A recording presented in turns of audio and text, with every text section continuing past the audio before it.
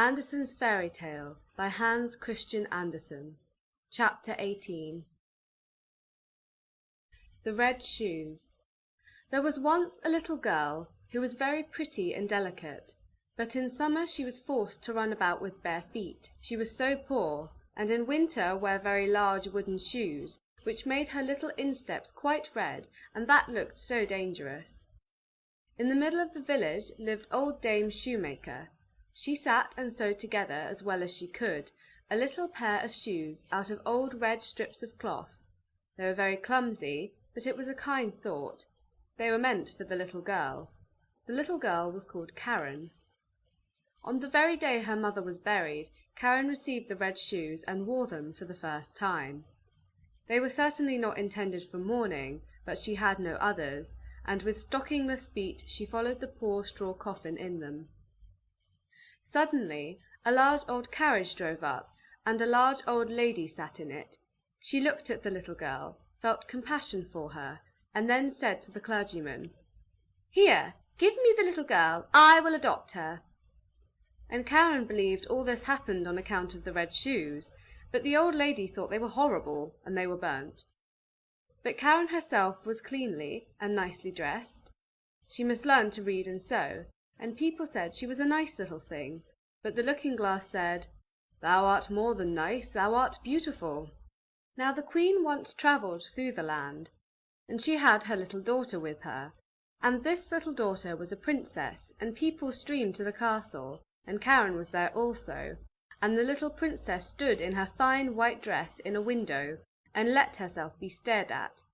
She had neither a train nor a golden crown, but splendid red morocco shoes. They were certainly far handsomer than those Dame Shoemaker had made for little Karen. Nothing in the world can be compared with red shoes. Now Karen was old enough to be confirmed. She had new clothes and was to have new shoes also. The rich shoemaker in the city took the measure of her little foot. This took place at his house, in his room, where stood large glass cases filled with elegant shoes and brilliant boots. All this looked charming, but the old lady could not see well, and so had no pleasure in them. In the midst of the shoes stood a pair of red ones, just like those the princess had worn. How beautiful they were! The shoemaker said also they had been made for the child of a count, but had not fitted. "That must be patent leather," said the old lady. "They shine so." "Yes, they shine," said Karen, and they fitted, and were bought. But the old lady knew nothing about their being red, else she would never have allowed Karen to have gone in red shoes to be confirmed. Yet such was the case. Everybody looked at her feet, and when she stepped through the chancel door on the church pavement, it seemed to her as if the old figures on the tombs, those portraits of old preachers and preachers' wives, with stiff ruffs and long black dresses, fixed their eyes on her red shoes. And she thought only of them as the clergyman laid his hand upon her head and spoke of the holy baptism, of the covenant with God, and how she should be now a matured Christian. And the organ pealed so solemnly, the sweet children's voices sang, and the old music directors sang, but Karen only thought of her red shoes.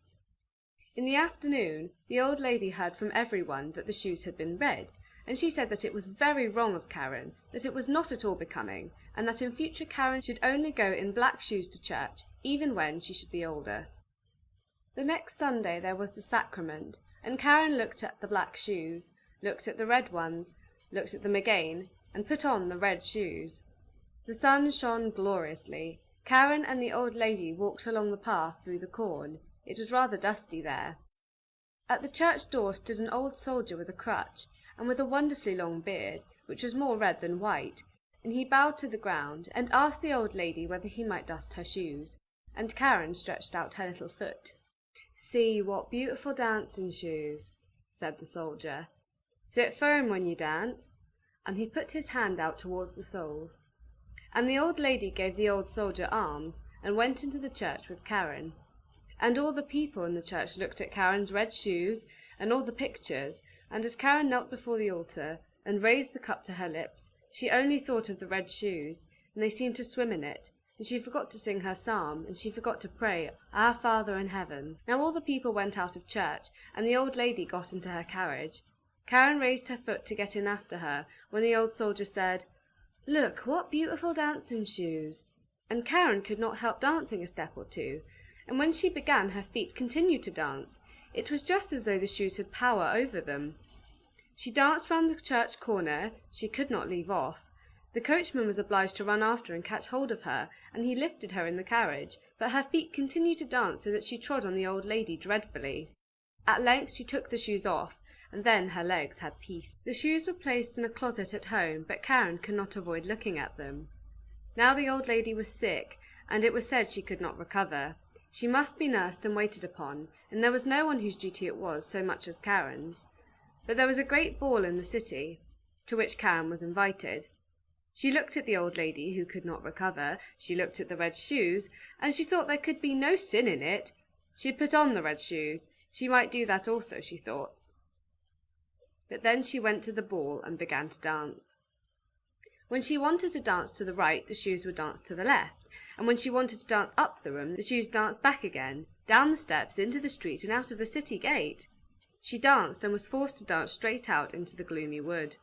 Then it was suddenly light up among the trees, and she fancied it must be the moon, for there was a face, but it was the old soldier with the red beard.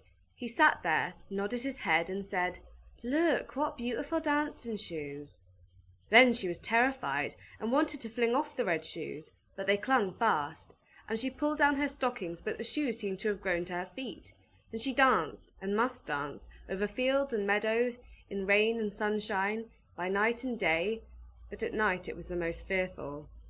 She danced over the churchyard, but the dead did not dance. They had something better to do than to dance. She wished to seat herself on a poor man's grave, where the bitter tansy grew, but for her there was neither peace nor rest, and when she danced towards the open church door, she saw an angel standing there. He wore long white garments, he had wings which reached from his shoulders up to the earth. His countenance was severe and grave, and in his hand he held a sword, broad and glittering. "Dance shalt thou," he said. "Dance in thy red shoes till thou art pale and cold, till thy skin shrivels up and thou art a skeleton. Dance shalt thou from door to door, and where proud vain children dwell, thou shalt knock, that they may hear thee and tremble. Dance shalt thou." "Mercy!" cried Karen, but she did not hear the angel's reply, for the shoes carried her through the gate into the fields, across roads and bridges, and she must keep ever dancing. One morning she danced past a door which she knew well. Within sounded a psalm. A coffin, decked with flowers, was borne forth. Then she knew that the old lady was dead, and felt that she was abandoned by all, and condemned by the angel of God. She danced, and she was forced to dance through the gloomy night. The shoes carried her over stack and stone. She was torn till she bled. She danced over the heath till she came to a little house. Here, she knew, dwelt the executioner, and she tapped with her fingers at the window and said, "Come out! Come out! I cannot come in, for I am forced to dance." And the executioner said, "Thou dost not know who I am, I fancy. I strike bad people's heads off, and I hear that my axe rings." "Don't strike my head off," said Karen. "Then I can't repent of my sins, but strike off my feet in the red shoes." And then she confessed her entire sin, and the executioner struck off her feet with the red shoes, but the shoes danced away with the little feet across the field into the deep wood. And he carved out little wooden feet for her, and crutches, taught her the psalm criminals always sing, and she kissed the hand which had wielded the axe, and went over the heath. "Now I have suffered enough for the red shoes," said she. "Now I will go into church that people may see me." And she hastened towards the church door, but when she was near it, the red shoes danced before her, and she was terrified and turned around. The whole week she was unhappy, and wept many bitter tears, but when Sunday returned, she said, "Well, now I have suffered and struggled enough. I really believe I am as good as many a one who sits in the church, and holds her head so high." And away she went boldly, but she had got no farther than the churchyard gate before she saw the red shoes dancing before her, and she was frightened and turned back, and repented of her sin from her heart. And she went to the parsonage, and begged that they would take her into service. She would be very industrious, she said, and would do everything she could. She did not care about the wages, only she wished to have a home, and be with good people. and the clergyman's wife was sorry for her and took her into service, and she was industrious and thoughtful.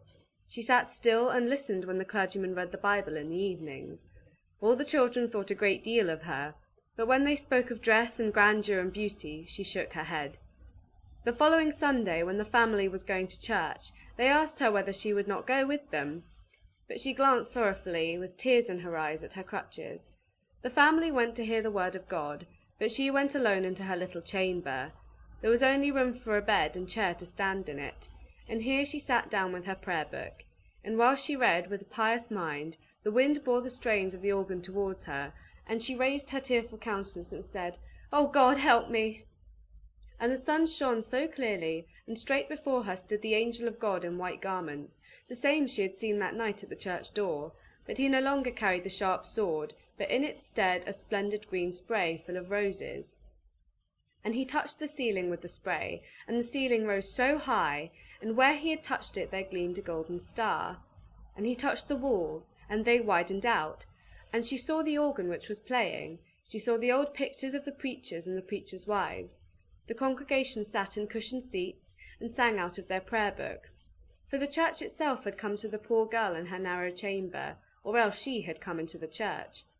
She sat in the pew with the clergyman's family, and when they had ended the psalm and looked up, they nodded and said, "It is right that thou art come." "It was through mercy," she said, and the organ pealed, and the children's voices in the choir sounded so sweet and soft. The clear sunshine streamed so warmly through the window into the pew where Karen sat. Her heart was so full of sunshine, peace, and joy that it broke. Her soul flew on the sunshine to God, and there no one asked after the red shoes. End of chapter 18.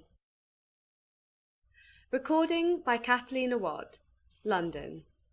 Please visit seenthefuture.blogspot.co.uk. End of Andersen's Fairy Tales by Hans Christian Andersen.